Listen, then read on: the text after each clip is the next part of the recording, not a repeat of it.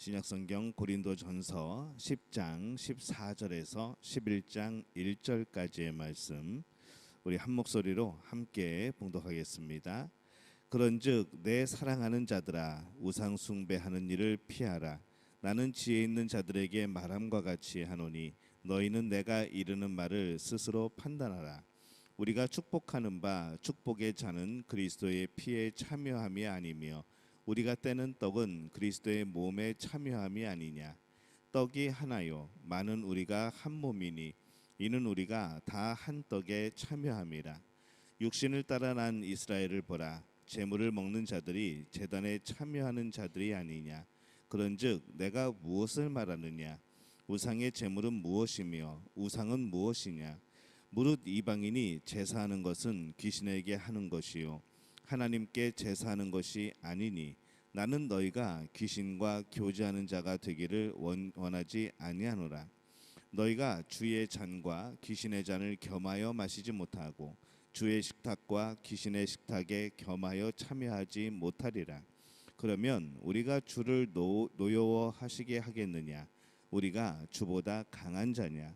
모든 것이 가하나 모든 것이 유익한 것은 아니요 모든 것이 가하나 모든 것이 덕을 세우는 것은 아니니 누구든지 자기의 유익을 구하지 말고 남의 유익을 구하라. 무릇 시장에서 파는 것은 양심을 위하여 묻지 말고 먹으라. 이는 땅과 거기 충만한 것이 주의 것임이라. 불신자 중 누가 너희를 청할 때에 너희가 가고자 하거든 너희 앞에 차려놓은 것은 무엇이든지 양심을 위하여 묻지 말고 먹으라. 누가 너희에게 이것이 재물이라 말하거든 알게 한 자와 그 양심을 위하여 먹지 말라. 내가 말한 양심은 너희의 것이 아니요 남의 것이니 어찌하여 내 자유가 남의 양심으로 말미암아 판단을 받으리요. 만일 내가 감사함으로 참여하면 어찌하여 내가 감사하는 것에 대하여 비방을 받으리요. 그런즉 너희가 먹든지 마시든지 무엇을 하든지 다 하나님의 영광을 위하여 하라.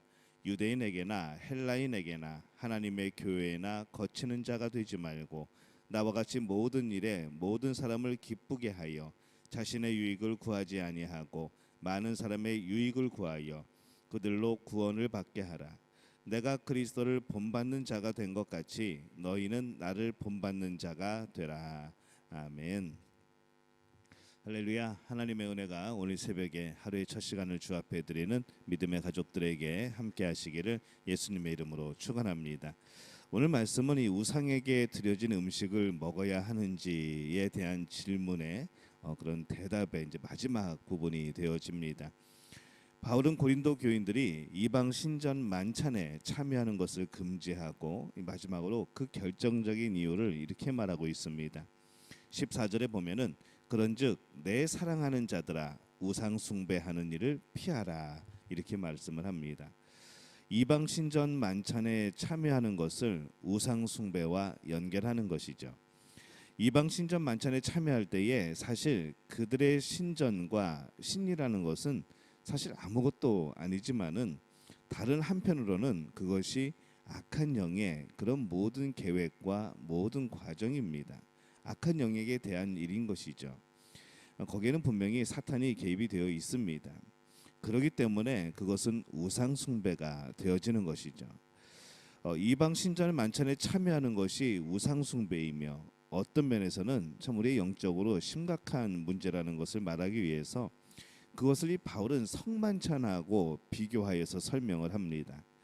16절에 보면은 우리가 축복하는 바 축복의 잔은 그리스도의 피에 참여함이 아니며 우리가 떼는 떡은 그리스도의 몸에 참여함이 아니냐라고 말씀을 합니다. 우리가 이 성만찬에서 우리가 빵을 먹고 포도주를 먹는 것이 단순한 것이 아니고 그리스도의 피와 몸을 먹고 마시는 겁니다. 빵과 잔에 그리스도께서 특별한 방식으로 임재하시는 것이죠. 그것처럼 이방의 신전도 그 만찬도 그곳에서 고기가 나오기 전까지 모든 고기는 신에게 먼저 드려진 것이 됩니다. 이 사람들은 이방신의 임재를 믿고 있었습니다. 우리들은 이제 아무것도 아니라고 하지만은 정말 예수님을 모르는 사람들은 이방신들을 믿고 있었던 것이죠. 그래서 마치 한국에서 우리가 제사를 드릴 때에 제사 음식에 죽은 조상의 혼이 와서 그것을 먹는다고 생각하는 것과 똑같은 이치입니다. 그래서 그 고기를 먹는 것은 그 방식만에 이방 신전의 신과의 관계를 갖게 되고 연합을 이루게 되는 그러한 의미를 가지게 된다는 겁니다. 그래서 20절에 보면은 무릇 이방인이 제사하는 것은 귀신에게 하는 것이요 하나님께 제사하는 것이 아니니 나는 너희가 귀신과 교제하는 자가 되기를 원하지 아니하노라 라고 말씀을 합니다. 이방 신전의 만찬에서 식사를 할 때에 이 장소도 어디인가 하면은 그 신전의 부속 건물에서 하는 것이고 그 고기도 신전에서 그 우상에게 바쳐진 것이기 때문에 그 식사는 아무리 벗어나려고 해도 결국에는 그 신전과 그 신과 교제를 하게 되어버리는 그런 의미를 갖게 됩니다. 주의 임재 또 이 악령의 임재는 함께할 수 없는 것이죠. 21절에 보면은 너희가 주의 잔과 귀신의 잔을 겸하여 마시지 못하고 주의 식탁과 귀신의 식탁에 겸하여 참여하지 못하리라 라고 말씀을 합니다. 어떻게 거룩한 예수 그리스도의 임재 그리고 악령의 임재가 어떻게 한 곳에 함께할 수가 있겠습니까? 22절에 보면은 그러면 우리가 주를 노여워하시게 하겠느냐 우리가 주보다 강한 자냐라고 질문을 합니다. 우리가 그렇게 이 예수님과 이방신 우상의 임재를 선택하면서 왔다 갔다 하면은 그것은 무엇인가 하면은 하나님을 질투하게 만드는 겁니다. 마치 내 자신이 하나님 위에 있게 되는 것이죠. 내가 필요한 대로 하나님을 선택하거나 아니면 우상을 선택하게 되어지는 그러한 위치에 서게 되는 겁니다. 오늘 사람들이 하나님의 임재를 선택적으로 취하는 모습들을 봅니다. 내 자신이 필요할 때만 하나님을 찾는 것이죠. 평소에는 그냥 내 방식대로 내 마음대로 내가 하나님이 되어서 살다가 내가 뭔가 필요하게 되면은 그때 하나님을 불러서 하나님 이거를 해달라고 이거를 해결해 달라고 이것을 나에게 달라고 그렇게 우리는 살아갈 때가 참 많습니다. 어떻게 보면은 내 자신이 하나님보다 더 높이 올라가 있는 이제 그런 모습이 되어진다는 것이죠. 하나님을 진정으로 창조주이고 통치자로 여긴다면은 내 자신이 필요한 경우뿐만이 아니라 모든 부분에서 하나님의 임재를 구하고 하나님의 뜻을 구해야 될 줄로 믿습니다. 이 바울은 마지막으로 한 가지 다른 상황을 또 하나 설명을 합니다. 이 경우는 지금까지 말한 그 이방 신전 만찬에 거기에 대한 것이 아니라 이제 개인적으로 고기가 필요해서 고기를 시장에서 사는 경우인 것이죠. 불신자가 자신의 집에 초청한 어떤 개인적인 만찬 자리에서 이제 참석하는 그런 이야기입니다. 근데 이 경우는 지금까지 우리가 말씀을 나눴던 이방 신전에 참여하여서 음식을 먹는 것과는 조금 다릅니다. 양심을 위하여 묻지 말고 이렇게 말씀을 하죠. 양심을 통과시키고 묻지 말고 이제 그렇게 번역을 합니다. 이 부분은 어떻게 번역을 하는가 하면은 구태여 양심을 따지지 않아도 좋습니다라고 번역을 하죠. 그 고기를 먹는 것, 시장에 유통되는 고기를 먹는 것은 그 양심과 상관이 없다는 겁니다. 시장에서 파는 고기는 그 당시에 이방 신전에서 나온 것들이 많이 있었습니다. 그리고 일반 그냥 도축을 해서 나온 고기들이 또 있었던 것이죠. 그래서 신전에 바쳐졌던 고기 또 일부는 그냥 도축해서 시장에 나온 고기 그렇게 섞여 있었던 겁니다. 많은 고기가 이방 신전에서 제사를 드리고 나오는데 이 그 당시에 우상을 섬기던 이 제사장들이 자신의 몫을 많은 부분에 시장에 내다 팔아서 유통을 시킵니다. 당시는 고기가 그렇게 많지 않았기 때문에 시장에서 유통되는 고기 중에 상당한 양이 이방 신전에 바쳐졌던 바로 그 고기를 팔게 되었던 것이죠. 그러나 이 시장에서 고기를 살 때에 물어보지 말라는 것이죠. 이 고기가 이방 신전에서 나온 것인지 아니면 그냥 도축해서 나온 고기인지 물어보지 말라는 겁니다. 굳이 물어볼 필요가 없다는 것이죠. 신앙인은 그 고기의 출처에 상관없이 사실은 마음의 평안을 가지고 그 고기를 먹어도 아무 상관이 없습니다. 근데 문제가 생기는 경우가 있다는 겁니다. 28절에 보면은 누가 너희에게 이것이 재물이라 말하거든 알게 한 자와 그 양심을 위하여 먹지 말라라고 말씀을 합니다. 자신을 초청한 사람이 그 고기의 출처가 이 고기는 이방신전 만찬에 참여하고 나온 고기래라고 그것을 알려주면은 먹지 말라는 겁니다. 왜냐하면 우리 자신은 괜찮습니다. 우리는 예수님을 믿고 하나님을 영접하고 우상이 아무것도 아닌 것을 알기 때문에 그 고기를 먹는 거 그게 무슨 상관이 있겠습니까? 근데 이제는 그것이 내 문제가 아니라 그것을 알게 한 사람의 문제와 연관되어 있다는 것이죠. 신앙인이 이방 신전에 드려진 고기를 먹으면 그 상대방은 그렇게 생각할 수 있습니다. 분명히 이 고기는 이방 신전에 드려졌던 고기야라고 말했는데 이제 그것을 들은 바로 하나님의 사람들이 그 고기를 먹으면 그 알려준 사람이 그렇게 생각할 수 있다는 것이죠.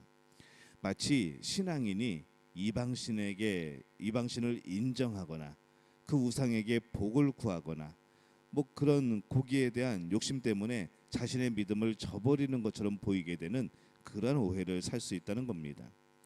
그렇게 고기의 문제를 넘어서 다른 사람에게 복음의 문제로까지 비화되어 버리면 그 고기를 포기하고 복음을 선택하는 것이 맞다는 것이죠.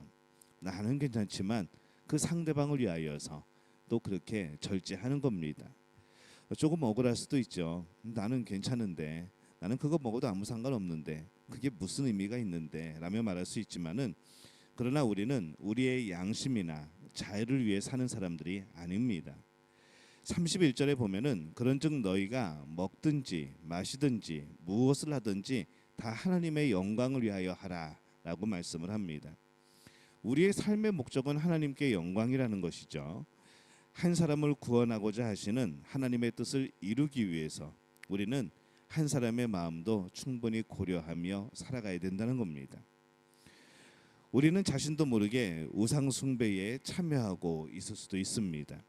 하나님의 영광을 위하여 살아야 하는 풍성한 길이 있는데 때로는 그것을 외면하고 결국 악한 영과 관계를 맺어가는 그러한 일들도 우리에게 있는 겁니다.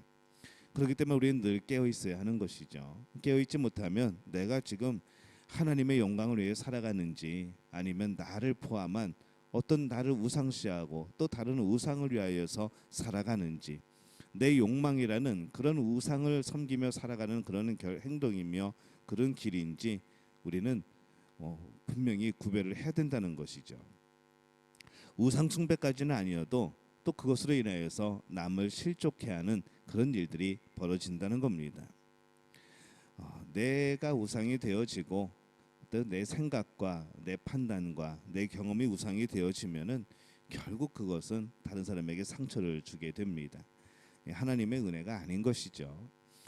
무엇을 해도 되는지 무엇을 하면 안 되는지를 넘어서 그것이 하나님께 영광이 되어지는지, 그리고 하나님이 기뻐하시는 열매가 맺혀지는지 우리는 그것을 분명히 볼 수 있고 알 수가 있는 겁니다.